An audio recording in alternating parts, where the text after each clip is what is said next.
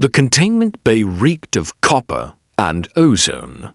Keith pressed his back against the cold metal wall, watching the massive figure slumped in the corner, even wounded and restrained by energy cuffs. The Zathin Queen was terrifying. 9 feet of chitinous armor, forearms ending in razor-sharp talons, and eyes like molten gold that tracked his every movement. "You're insane," Judith whispered through the comm unit in his ear. From the observation deck above, she had a clear view of the containment bay. Command said to leave her. Let the wound fester. She's a war criminal. Keith adjusted his medical kit on his shoulder, fingers brushing the white caduceus stamped into the plastic. She's a prisoner of war. There's a difference. She personally commanded the fleet that glassed Titan colony. 300,000 people. I know. Keith's jaw tightened. He could still see the evacuation transports that never made it off the ground. He'd lost friends on Titan Dot, but he'd also taken an oath. I'm still going in. Keith, listen to me. Judith's voice sharpened. No one will blame you if you walk away. They can say whatever they like, he said. I know what my job is.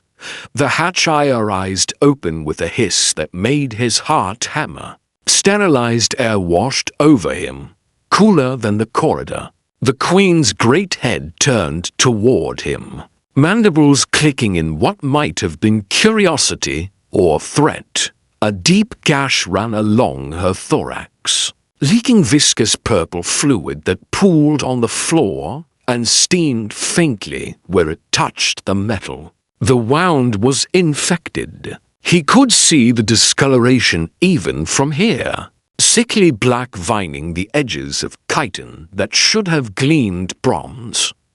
I'm here to help, Keith said, keeping his voice steady. The translator implant behind his ear hummed. He held up the medical kit so she could see it. That wound will kill you if it's not treated. The Queen's mandibles clattered. A sound somewhere between a laugh and a snarl. Human physician, she said. Her voice resonated through the bay, layered with clicks before the implant flattened it into words. Come to gloat? To watch the mighty fall? No.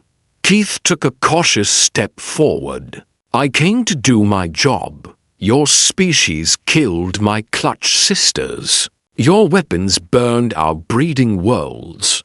And your species tried to exterminate us first. Keith took another step. His pulse pounded, but his hands were steady. Right now, in this room, I'm not a soldier. I'm a medic. And you're bleeding. The golden eyes narrowed. Approach, then, soft skin. Let us see if your courage matches your words. Security drones in the ceiling rotated, tracking his every move as he crossed the distance between them. Up close, the Queen was even more imposing. Her carapace showed scorched streaks where plasma had scored across it. Her breathing was labored, each exhale whizzing through damaged spiracles.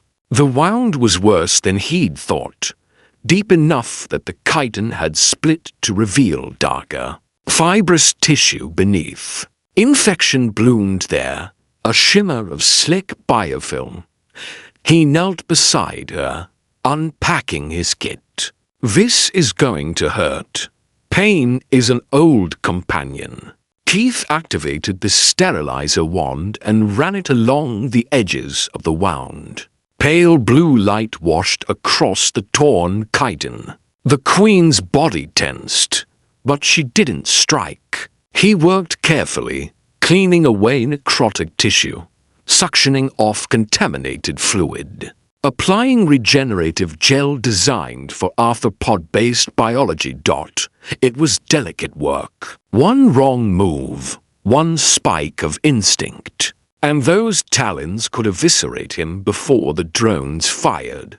Why? The Queen's voice was softer now, almost puzzled. We are enemies. I would have killed you without hesitation. Maybe that's why we're different, Keith murmured, focusing on the wound.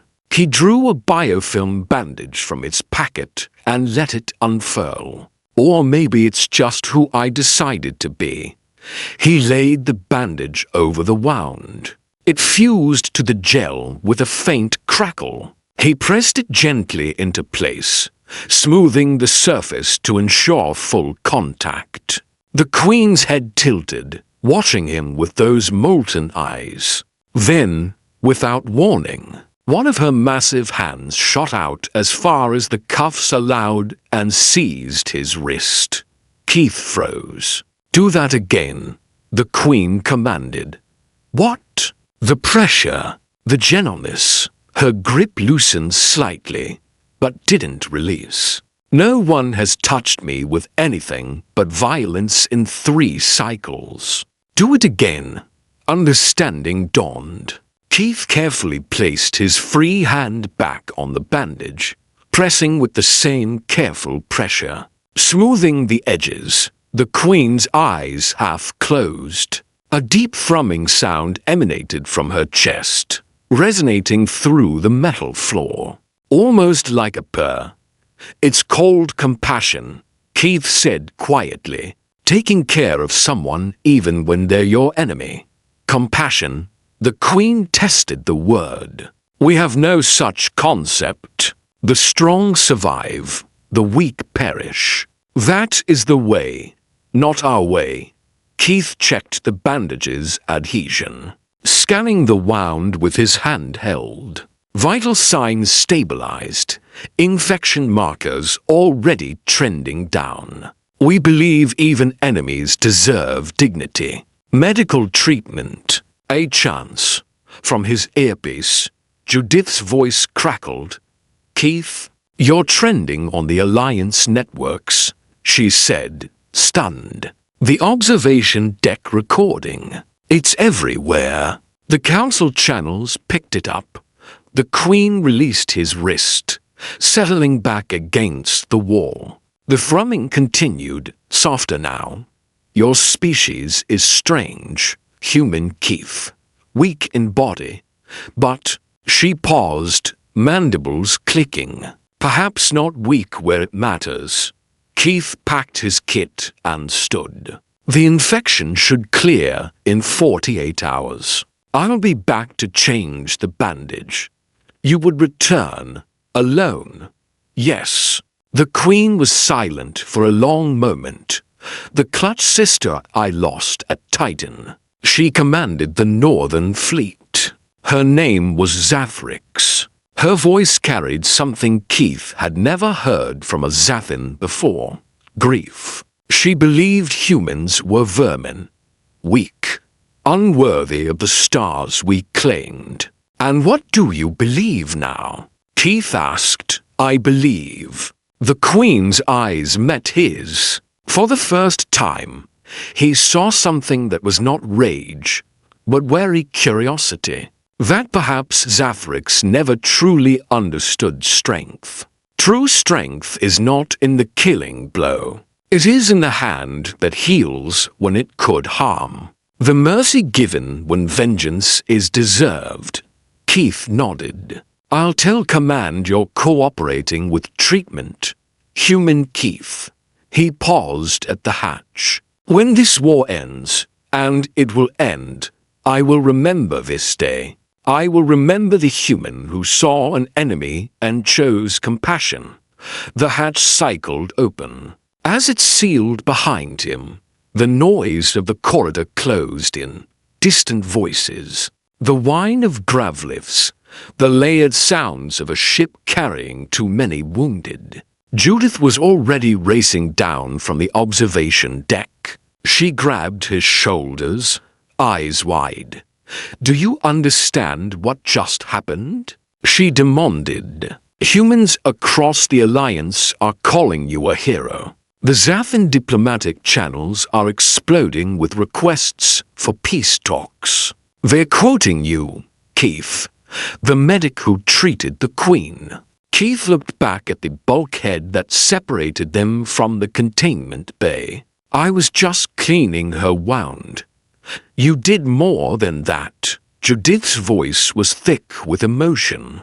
You reminded everyone, human and alien alike, what we're supposed to be fighting for. Not conquest, not revenge, but the chance to be better than our worst moments. Through a narrow viewport, he could see a sliver of the bay. The Queen was still there, still thrumming that strange purring sound. One massive hand resting on the bandage he'd applied, as if guarding something fragile.